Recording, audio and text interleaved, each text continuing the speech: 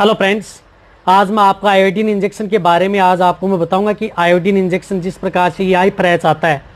यानी आई fraiche injection के बारे में आज आपको डिटेल से बताया जाएगा कि ये इंजेक्शन आपके पशु में क्या क्या काम करता है, कौन सी डिजीज़ में आपको इस इंजेक्शन को उपयोग में लेना चाहिए और ये इंजेक्शन आपके पशु में ऐसी डिजीज़ में काम करता है जिसके अंतर्गत बहुत ही ज़्यादा नेसेसरी यानी इसकी आवश्यकता होती है। यदि इस इंजेक्शन को यदि आप उपयोग में नहीं लेंगे तो वहाँ पर आपको कोई रिजल्ट मिलने वाला नहीं है, चाहे आप कितने भी इंजेक्शन आप लगवा लो। वैसे जो ये आई फ्रैच इंजेक्शन आता है, ये आई फ्रैच इंजेक्शन वैसे इंजेक्शन की कैटेगरी में नहीं आता, एक तरह का ये फीड सप्लीमेंट ही है। यानी फीड सप्लीमेंट का मतलब है कि यदि आपके पशु में जिस प्रकार से आयोडीन की कमी आ जाती है, साथ में इसमें विटामिन ई भी है, जिसके अंदर विटामिन ई की डेफिशिएंसी भी आ जाए, तो ये दोनों में आपके पशु में काम करता है। कौन सी बीमारी में उपयोग में लेना चाहिए, बड़े पशु में कितनी डोज होती है, छोटे पशु में कितनी डोज होती है, यानी आज आपको मैं डिटेल से बताऊंगा। यदि वीडियो लंबी भी होगी तो वीडियो को आप स्किप करके मत देखना, वीडियो को आप पूरी देखना। जो अभी भी इस चैनल पर जो नए आए हैं तो पहले आप इस चैनल को सब्सक्राइब जरूर कर ले, जो लाल वाला बटन आपको दिख रहा है उसको दबा लें, साथ में आप बेल आइकन को भी दबाएं और उसमें जो ऑल वाला ऑप्शन आता है उसको दबाएं ताकि भविष्य में आने वाली हर प्रकार की वीडियो की नोटिफिकेशन आपको समय समय पर मिलती रहे। देखो, मेरे पास बहुत इस प्रकार कमेंट्स आ रहे थे कि सर आई फ्रैच जो इंजेक्शन आता है ये आता है केयरवेट फार्मा का, इस इंजेक्शन के बारे में हमें डिटेल से बताएं। तो एक बात और बताना चाहता हूं कि इस इंजेक्शन में आयोडीन प्लस विटामिन ई का एक मिश्रण होता है। और देखो, ये इंजेक्शन ज़्यादातर पशु चिकित्सक या किस चीज़ में काम में लेते हैं या आपको लिख भी देते हैं। ज़्यादातर आपने देखा होगा यदि आपके पशु में जैसे गले के नीचे यदि गांठ हो गई है, कहीं पर भी यदि आपके पशु के शरीर पर यदि गांठें बन जाती हैं तो वहाँ पर क्या लिखा जाता है, आई फ्रैच इंजेक्शन के बारे में लिखा जाता है कि आई फ्रैच इंजेक्शन उसको दिया जाए। यानी यदि आपके पशु में यदि गांठें बन जाती हैं और गांठ बनने का कारण हो सकता है कि आपके पशु में बॉडी के अंदर आयोडीन की डेफिशिएंसी हो, आयोडीन की कमी हो, उसकी वजह से आपके पशुओं के शरीर पर जो क्या है कि ट्यूमर बनती हैं, तो उसमें बहुत ही अच्छा रिजल्ट है। ये ट्यूमर के अलावा और भी ऐसी डिजीज़ के अंदर बहुत काम करता है, वो भी मैं आपको बताऊंगा। सबसे ज़्यादा यदि आपके पशु में जिस प्रकार से यदि मेस्टाइटिस होता है, थनैला रोग हो रहा है आपके पशु में, तो थनैला रोग के अंतर्गत भी इस आई फ्रैच इंजेक्शन का बहुत बड़ा रोल है। थनैला रोग का अंतर्गत यदि आपके पशु में जैसे टीट है, टीट के अंतर्गत या अड्डर के अंतर्गत यदि ट्यूमर बन गई हैं, गांठें से बन गई हैं, पशु दूध भी दे रहा है लेकिन उसके अंदर गांठें बनी हुई है, तो भी आप जो आई फ्रैच इंजेक्शन आता है, ये आई फ्रैच इंजेक्शन, इसका प्रयोग करें, बहुत ही अच्छा रिजल्ट आपके पशुओं में देखने को मिलेगा। यदि मेस्टाइटिस में यदि आपने कई ऐसे इंजेक्शन लगा दिए हैं और फिर उस पशु की जो गांठें हैं वो मिट नहीं रही हैं, तो आप आई फ्रैच इंजेक्शन का प्रयोग जरूर करें। एक बात, दूसरी बात यह है कि यदि आपके पशुओं में जिस प्रकार से यदि रिप्रोडक्टिव फेलियर हो जाता है, यदि आपका पशु में जो प्रजनन क्षमता में विफलता आ जाती है, कहने का मतलब है कि यदि आपका पशु रिपीट होता रहता है या इनफर्टिलिटी बांझपन में आ जाता है, बोलता नहीं है, हीट में नहीं आता है, कई बार आप अपने पशु कई बार इस प्रकार की जो मेडिसिन दे चुके होते हैं, लेकिन आयोडीन और विटामिन ई का बहुत बड़ा रोल है आपके पशुओं में, किसमें,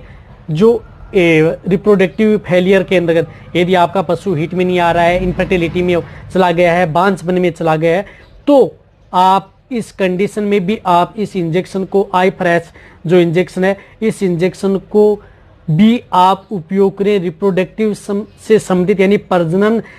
से संबंधित किसी भी प्रकार के रोग की समस्या है आपके पशु में, तो इसके लिए आप फीड सप्लीमेंट के तौर पर भी आप ये इंजेक्शन उपयोग में ले सकते हैं। कौन सा, जो ये आई फ्रैच इंजेक्शन आता है। इसी प्रकार यदि आपके पशुओं में हाइपोथेमिया, हाइपोथेमिया का मतलब है कि यदि आपका पशु जैसे ठंड के अंतर्गत बहुत ज़्यादा सिकुड़ रहा है या कंपी कर रहा है, ज़्यादा कंपी कर रहा है या कंपन कर रहा है, उसकी बॉडी बहुत ज़्यादा कंपन कर रही है। आपने कई पशुओं को देखा होगा कि वो पशु जैसे ठंड की यानी उसका जो ठंड लगती है, यदि आपके पशु का टेम्परेचर हाई हो जाता है तो उसकी वजह से आपका पशु कंपी करने लग जाता है, या आपके पशु में सर्दियों में भी देखा होगा कि उसे ठंड लगने लग जाती है। कई बार आपने इस प्रकार के मौसम चेंज होने के बाद में देखा होगा कि पशु में ठंड के कारण कंपी या दांत किटकिटाता रहता है, तो उस स्थिति में भी आप जो ये आई फ्रैच इंजेक्शन है इसका प्रयोग किया जाता है। उस स्थिति में भी आप उस पशु में उपयोग करना चाहिए। इसकी कितनी डोज देनी चाहिए वो भी मैं आपको आगे बता दूंगा, लेकिन पहले मैं ये बता दूं कि ये इंजेक्शन आपके पशु में कौन कौन सी डिजीज में आपके पशु में ये काम करता है। इसी प्रकार यदि आपके पशु में जिस प्रकार से नवजात जो बछड़े हैं, जो नवजात जो बच्चे हैं, यदि उनमें यदि किसी भी प्रकार की यदि विकृतियां आ जाएं, शारीरिक यदि विकृति आ जाती है, यदि आपके जैसे छोटे बच्चे हैं, नवजात हैं, आपको लग रहा है कि उसकी बॉडी में विकृतियां हैं, तो उस स्थिति में भी आप ये इंजेक्शन उपयोग में ले सकते हैं। यानी छोटे बछड़े हैं या भेड़ बकरियों में या किसी भी प्रकार के पशु में यदि ये दिक्कत हो जाए तो आप उस स्थिति में आप ये इंजेक्शन उपयोग में लें। इसी प्रकार यदि आपके पशुओं में यदि दूध कम हो जाए, यानी लोअर मिल्क यील्ड का मतलब है कि यदि आपके पशु का दूध है वो अचानक कम भी हो जाता है, यदि आपके पशु का दूध नहीं बढ़ रहा है, कई बार आप अपने पशु को देखा होगा कि अचानक यदि आपके पशु का दूध डाउन हो जाता है, और कई बार ऐसी स्थिति भी होती है कि आप अपने पशु को कुछ खिला भी देते हैं, मिनरल मिक्सर भी देते हैं, अदर जो दूध बढ़ाने वाले पाउडर्स, फीड सप्लीमेंट भी यदि आप दे देते हैं, तो उस स्थिति में यदि आपके पशु का दूध नहीं बढ़ पाता है तो आप जो ये आई फ्रेच इंजेक्शन है उस स्थिति में भी आपको उपयोग में ले सकते हैं। यदि आपके पशु में दूध की गिरावट आ गई है तो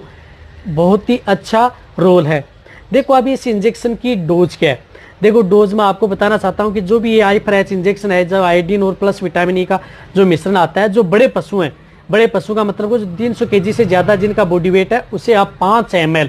इंट्रामस्कुलर, डीप इंट्रामस्कुलर आप इस इंजेक्शन को प्रयोग करें। यदि जैसे छोटे बछड़े व बछड़ियां हैं तो उसे आप 0.5 ml से लेकर के और 1 ml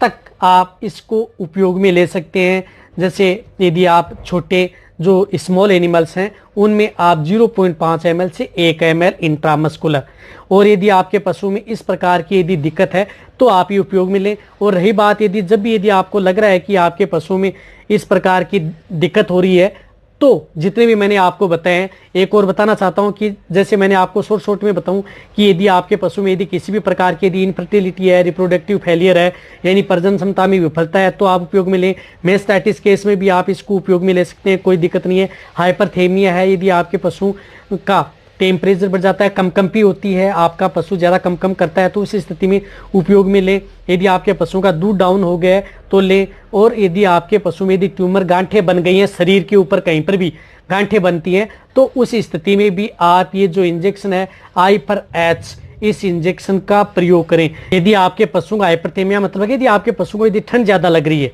ठंड ज़्यादा लगती है जिन पशु में, तो भी आप इस इंजेक्शन को उपयोग में ले सकते हैं। अब आपको मैं डिटेल से बता दिया है। और जब भी इस इंजेक्शन को उपयोग में लेते हैं तो आप इस इंजेक्शन को अच्छी तरह से आपको क्या करना है, जब भी आप यदि ये इंजेक्शन ले रहे हैं उपयोग में, तो इस इंजेक्शन को आप क्या करना है, इस तरह से आपको अच्छी तरह से हिला लेना है। हिला करके ही आप इस इंजेक्शन को उपयोग में लें। और यदि आपको इस इंजेक्शन के बारे में यदि मैं डिटेल से जाऊंगा तो बहुत लंबी वीडियो बन जाएगी। जितना हो सकता है मैंने आपको शॉर्ट तरीके से समझा दिया है कि इंजेक्शन आपके पशु में क्या क्या काम करता है। रही बात यदि आपके पशु में यदि प्रेग्नेंट है तो भी आप इस इंजेक्शन को उपयोग में ले सकते हैं। प्रेग्नेंट में भी आपके पशु में कोई दिक्कत नहीं करता। यदि आपके पशु में इस प्रकार की यदि दिक्कत है तो 1 शॉट आप इस इंजेक्शन का प्रयोग कर सकते हैं। अब आप अच्छी तरह से समझ गए कि इंजेक्शन आपके पशु में क्या क्या काम करता है। यदि आपको और इंजेक्शन जिस प्रकार से यदि आपको इंजेक्शन है जो जानना है, यदि आपको जिस प्रकार से कॉपर इंजेक्शन है, कोबाल्ट इंजेक्शन है, मैग्नीशियम इंजेक्शन है, उसके बारे में भी यदि आपको डिटेल से जानना है तो वो भी आप नीचे जाके आप कमेंट में लिखें। और मेरी वीडियो को आप अपने दोस्तों के साथ, पशुपालकों के साथ और मेरे जितने वेटरनरी स्टूडेंट हैं उनके साथ आप इस वीडियो को जितना उसके शेयर करें। मेरी वीडियो को आप लाइक करें, आपके एक लाइक से मेरे को मोटिवेशन मिलता है और मैं आपके लिए अच्छी से अच्छी और नॉलेजेबल वीडियो आपके लिए हर समय ऐसे लाता रहूँगा। इसी तरह से आप मेरी वीडियो देखते रहें, इसी तरह से आप मेरे को प्यार देते रहें। थैंक्स, धन्यवाद।